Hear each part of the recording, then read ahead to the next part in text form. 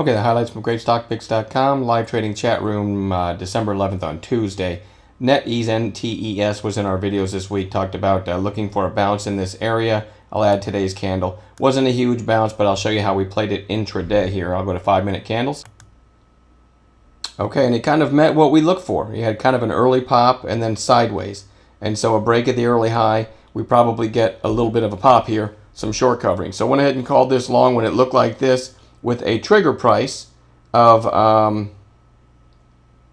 37.81, basically over the high of the day. And there's the trigger. And I mean, it was nice. Just kept grinding higher, flagging. And we talked about it was still holding up well here. We teach our members to sell into shape. So when you get a little pop like this, we're usually sellers instead of buyers, right?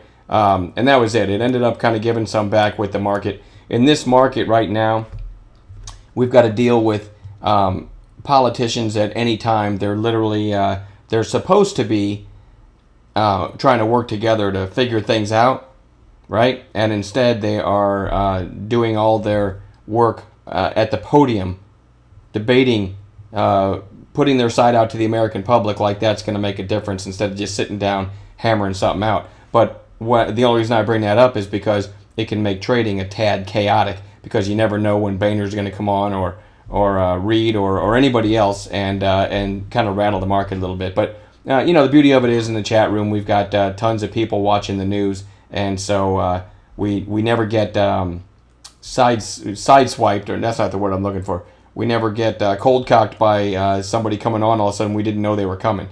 A lot of great communication in the chat room, and so we always know if a potential market moving event is coming on TV in the near future, and we adjust accordingly. All right. Anyway, NetEase, NTES gave us almost $1 at its height on about 28 cents risk.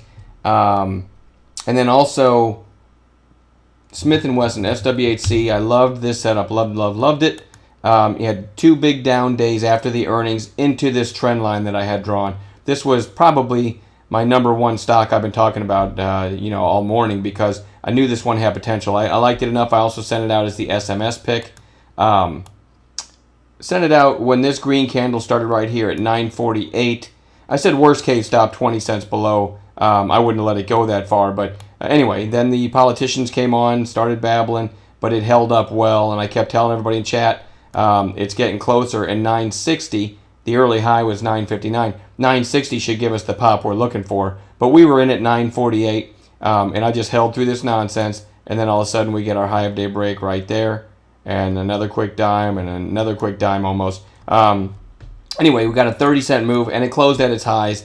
I kept telling everybody this one could be multi-day. I tried to hold 1,000 shares, sold the rest, and had a pretty nice day because of this one in NetEase. But I sold the rest when like a I can't cuss, like a wimp. I sold the rest when the market sold off, and I said, you know what, I can maybe trade this again tomorrow, but I should have held 1,000. I think this is going to be multi-day. Every time this breaks below the 100-day moving average, I mean, just several days of up. It did it again here, right? And then it just did it again here and hit the trend line. So this one looks great, and it closed at the high of the day, but that's neither here nor there. We had a nice trade in it, had pretty good size in it because it had plenty of volume, and again, was my favorite stock of the day. So I try to pick my favorite ones and focus on them, and sometimes sometimes they work out great, and sometimes sometimes my favorite one isn't the right one, and then I have to watch something else that I missed because I was focused on it. But that's the nature of trading. Again, I've never ended a day ever in my life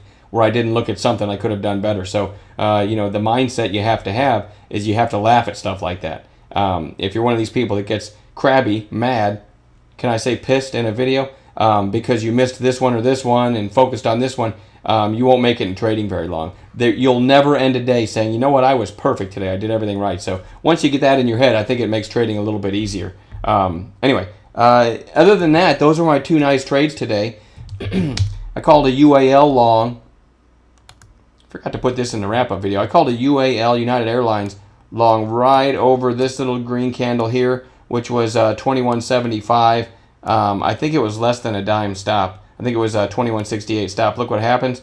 It grinds higher, pulls back a little bit, holds the stop, and ends up going through 22. So again, but it's nothing to brag about, but it was one of the calls from the day.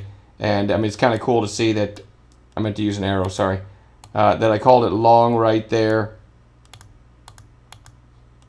And the stop right there. And again, it didn't move great, but there was some money to be made. And then I had JC Penney's.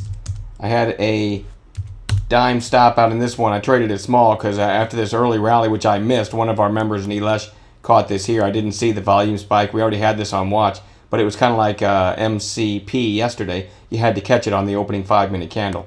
I typically don't trade early, but that would have been a nice one. So then when it came back down, I called it long, I think somewhere in here at 1935, sorry, with the dime stop, and ended up losing a dime on it. So that was my loss of the day. Also had a small loss in DKS. You know what, I'm going to share a trading lesson with you in this video. I don't do this very often. And, you know, I made a mistake in DKS, but I was right about my theory. DKS is Dick's Sporting Goods. It already was down, grinding, and then got that shape we look for. Couple that, and I had already put everybody on notice, okay, that DKS was nearing these November lows, okay? The November lows were 48.66. It pushed through the 200-day, which a lot of people think, okay, now it's just a blind short no matter what. I was telling everybody to look for a long in this area. Now you can see the bottoming tail to prove I was right. My execution, can I say sucked in a video? My execution sucked. I tried to get cute and get in early, but I was right about it. In that, typically you'll see an obvious area where there's stops, 48.65 and below. You're probably going to get a push down, take out the stops, and then reverse back up. And it's exactly what happened. Plus, another trading lesson here, you don't really want to short below these November lows. I'm not sure why it looks like that. Oh, because I put it. Anyway, you don't want to really short below these November lows when the stock has fallen this many days to get there, okay? There's probably a reversal coming. So I was right to look for a reversal there. Now going to 5-minute candles, I actually called this on the first break of a previous 5-minute candle, which actually, if you look at it, would have been over this candle, and it ran the rest of the day. It wasn't a huge trade for anyone that took it, but what I did wrong, after calling it, I said, let's watch this for a break, first break of a previous 5-minute candle's high. After calling it, I went ahead and I think it started to come up here, and I grabbed it right here with a dime stop and stopped out in the blink of an eye when my original idea 5s worked beautifully, and it grinded. Again, wasn't a huge move after that, but you know, a nice little trading lesson there. It's smart to look for longs or reversals in areas like that. Now, you know, what you want to see is several days down in a row to get to an area where of a recent low, where there might be, you know, a stop run. And that's exactly what happened with Dick's, and my execution just really stunk. But anyway, overall, a really, really nice day between Smith & Wesson and NetEase. And that's it. I'll quit babbling. We'll talk to you guys tomorrow. Have a good night.